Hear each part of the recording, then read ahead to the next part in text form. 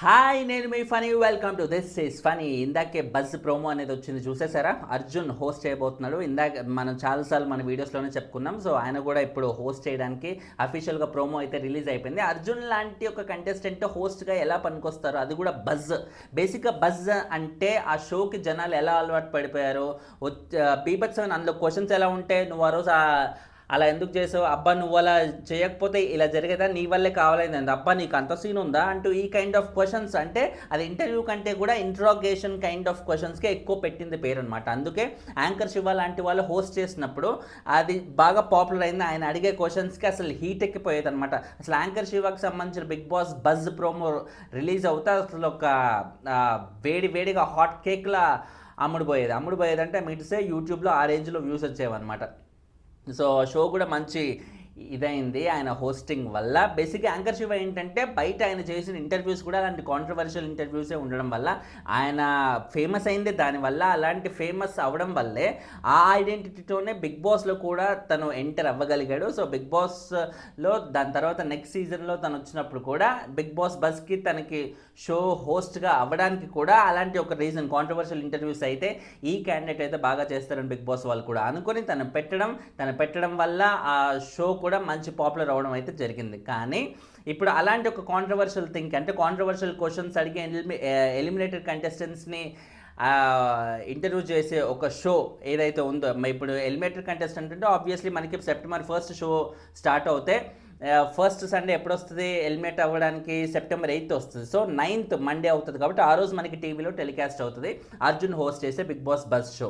So Arjun లాంటి ఒక contestant ఎలా హోస్ట్ చేస్తాడు అనేది మనం చూసుకుంటే, లాస్ట్ సీజన్లో అర్జున్ యొక్క ఇంపాక్ట్ ఆల్మోస్ట్ జీరో అని చెప్పాలి. తనకు డైరెక్ట్గా ఫినాలే వరకు వెళ్ళిపోయినా కూడా తను మధ్యలో వచ్చినా కూడా తన ఇంపాక్ట్ అనేది ఆల్మోస్ట్ జీరో అని చెప్పాలి. ఒక స్టాండ్ తీసుకోవాల్సిన చోట కానీ, తన ఆర్గ్యుమెంట్ వినిపించాల్సిన చోట కానీ తను ఆల్మోస్ట్ నిదానంగా ప్రధానంగా ఎవరు ఏమైనా చేసుకొని నన్ను మాత్రం ఏమి గెలక్కండి అన్నట్టుగానే ఉండేవాళ్ళు అనమాట. నాగార్జున గారు ఫీడ్బ్యాక్ ఇచ్చి, అరే బాబు నువ్వు ఇలా కాదు, కొంచెం యాక్టివ్గా ఉండు, ఇలా కొంచెం ఇట్లా జోష్గా ఉండు అంటూ నాగార్జున గారు చెప్పిన తర్వాత ఫ్యామిలీ వీక్లో అర్జున్ గారి వైఫ్ వచ్చి చెప్పినా కూడా, ఎవరు ఎంతమంది చెప్పినా కూడా తను ఉండే విధానమే అది, తన బేసిక్ నేచరే అది. కాబట్టి ఆ బేసిక్ నేచర్ని తను షో కోసమో ఇంకో దానికోసమో కాంప్రమైజ్ అవ్వకుండా మార్చుకోకుండా ఉండగలిగాడు. కోర్స్ ఆ కైండ్ ఆఫ్ దేనికోసం లొంగకుండా ఉండే యాటిట్యూడ్ కొంతమందికి నచ్చినా కూడా. సో బేసిక్గా బిగ్ బాస్లో కంటెస్టెంట్ ఎలా ఉండాలని ఎవరికైనా అనుకుంటారు.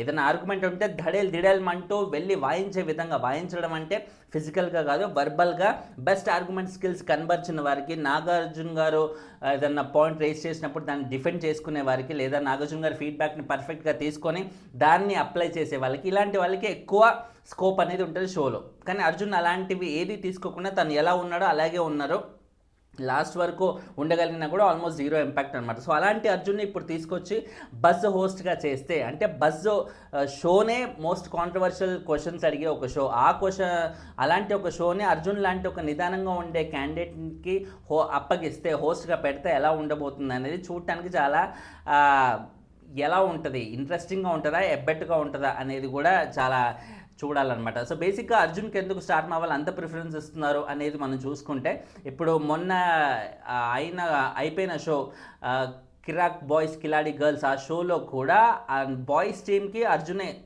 క్యాప్టెన్ అనమాట. అంటే ఆయనే హెడ్ లాగా. సో ఇప్పుడు బాయ్స్ టీమే విన్ అయింది, సో అర్జున్ విన్ అయినట్టే అనమాట, టీం విన్ అంటే. సో ఇక్కడ కూడా మళ్ళీ అర్జున్కి ఆ ప్రిఫరెన్స్ ఇస్తూ బజ్ హోస్ట్గా ఆయన తీసుకోవడం అనేది జరుగుతుందన్నమాట. I don't think so Arjun అంత సూట్ అవుతాడని నాకు అనుకోవట్లే. బట్ శివ గారు హోస్ట్ చేయడం కానీ, యాంకర్ శివ వాళ్ళు హోస్ట్ చేయడం కానీ, అంతకుముందు హోస్ట్ చేసిన వాళ్ళు కానీ కాంట్రవర్షియల్ క్వశ్చన్స్ అనేవి టూ మచ్ కాంట్రవర్సీగా అవడం వల్ల అంత రప్చర్ అవడం దేనికి, ఆ కాంట్రవర్షియల్ క్వశ్చన్స్ అడిగినా కూడా అది కాంట్రవర్సీ అనే విధంగా అవతల వాళ్ళకి వినపడకుండా నిదానంగా అడుగుతాడురా, నిదానంగా చూసుకుంటాడులే అన్నట్టుగా ఉండే క్యాండిడేట్కి అప్పగిస్తే ఆయన కాంట్రవర్సీ చేయకుండా ప్రశాంతంగా అడుగుతాడులే, ఎంత హార్డ్ క్వశ్చన్స్ అయినా అనుకున్నారో ఏమో. కానీ బిగ్ బాస్ టీం వాళ్ళు ఇప్పుడు అర్జున్కి అప్పచెప్పినప్పుడు నాకు అలాగే అనిపించింది అనమాట. సో ఇది ఎంతవరకు ఏ ప్లాన్ మీద అర్జున్కి అప్పచెప్పారు అనేది మనకి బజ్ ఫస్ట్ ఎపిసోడ్ రిలీజ్ అయినప్పుడు September 9th టెలికాస్ట్ అయ్యే ఫస్ట్ ఎపిసోడ్ రిలీజ్ అయినప్పుడు మనకి ఇంకా ఎక్కువ క్లారిటీ వచ్చే అవకాశం అయితే ఉందన్నమాట. అండ్ తర్వాత చూసుకుంటే షో టైమింగ్స్ కూడా మారిపోయాయి. లాస్ట్ సీజన్ 10 o'clockకి టెలికాస్ట్ అవుతాయి, ఈసారి 9:30కే టెలికాస్ట్ అవుతుంది. బేసిక్గా 10కి టెలికాస్ట్ అవుతే అది అయిపోవడానికి 11, మళ్ళీ మా రివ్యూస్ కోసం 1.5 hour మీరు వెయిట్ చేసి చాలా టైం అయ్యేది.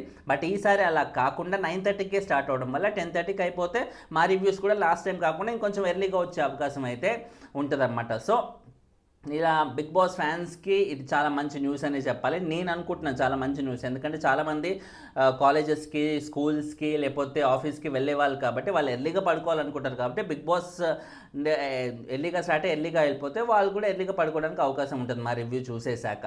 సో టైమింగ్స్ చేంజ్ చేయడం అనేది ఫర్ ద బెటర్ సేక్ అనే వాళ్ళందరికీ పాజిటివ్ ఇంపాక్టే చూపిస్తుందని నేను అనుకుంటున్నాను.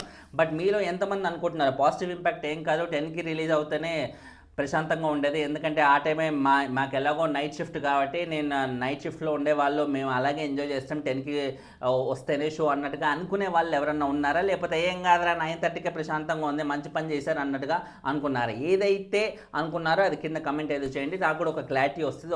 ఇలా ఆలోచించే వాళ్ళు కూడా ఉన్నారనమాట, 10కి వస్తే ఎంజాయ్ చేసే వాళ్ళు కూడా ఉన్నారనమాట, 9:30కి వస్తే బాధపడే వాళ్ళు ఉన్నారనమాట అంటూ ఒక క్లారిటీ అయితే వస్తుంది. ఓకే. అండ్ ఫైనలీ ఇంకోటి ఏంటంటే, ఇందాక నేను చెప్పిన లిస్ట్ ఏదైతే ఉందో కంటెస్టెంట్స్ లిస్ట్, ఆ కంటెస్టెంట్స్ లిస్ట్ ఖచ్చితంగా స్టేజ్ పైన అడుగుపెట్టే వాళ్ళ కంటెస్టెంట్స్ డీటెయిల్గా మొత్తం చెప్పేశాను అనమాట. ఒకరి పేరు బెజవాడ బేబక్క, ఆవిడ పేరు అయితే నేను మర్చిపోయాను. కోర్స్ నేను అంతకుముందు వీడియోస్లో చెప్పినప్పుడు బెజవాడ బేబక్క ఆవిడ పేరు కూడా చెప్పినా కూడా ఖచ్చితంగా స్టేజ్ పైకి వచ్చే కంటెస్టెంట్స్ వీళ్ళు అని చెప్పిన ఇందాక పోస్ట్ చేసిన వీడియో అయితే అందులో నేను చెప్పలేదు. సో ఆ పేరుని అయితే కూడా నోట్ చేసుకుని ఆ వీడియో మొత్తం చూడడానికి చాలా డీటెయిల్డ్ ఎక్స్ప్లెనేషన్తో ఇచ్చాను. అండ్ ఏదైనా నేను డీటెయిల్ ఎక్స్ప్లెనేషన్తో ఏదైనా కంటెస్టెంట్స్ గురించి వీడియో పెడితే వాళ్ళు అలా చెప్పారు కాబట్టి నువ్వు ఇలా చెప్తున్నావు, వాళ్ళు చెప్పిందే నువ్వు చెప్తున్నావు అంటే, ఇప్పుడు బిగ్ బాస్కి వచ్చేవాళ్ళు వీళ్ళు అన్నప్పుడు నేను వీళ్ళ పేర్లు కాకుండా కొత్త, ఇప్పుడు ఆ కంటెస్టెంట్స్ ఇప్పుడు ఆ రివ్యూయర్ ఆల్రెడీ ఈ పేర్లు చెప్పేశాడు కాబట్టి నేను ఇప్పుడు కొత్త పేర్లు చెప్పాలి అనుకుంటూ బాలకృష్ణ గారు, చిరంజీవి గారు, రజనీకాంత్ గారు, కమల్ హాసన్ గారు పేరు చెప్తే అది కుదరదు కదా, వాళ్ళు రారు. అండ్ నేను చెప్పినంత మాత్రాన అక్కడ ఏది అవదు, వచ్చే వాళ్ళ పేర్లే చెప్పాలి ఎవరైనా. సో అది మీరు అర్థం చేసుకుంటారని అనుకుంటున్నాను. ఎవరు చెప్పినా కూడా వీళ్ళ పేర్లే చెప్తారు, ఎందుకంటే వచ్చేదే వాళ్ళు కాబట్టి.